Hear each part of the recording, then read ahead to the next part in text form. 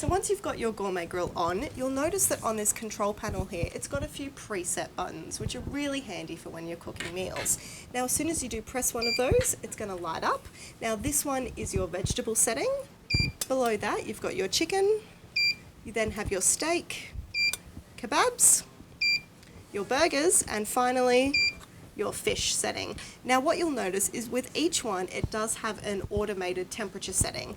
Now what you can do if you do want to change that, with this plus and minus button on the side here, you can just raise that or lower that to be the desired temperature that you want. Now you'll see the automated time here. As soon as I press that clock button, it goes to 30 minutes.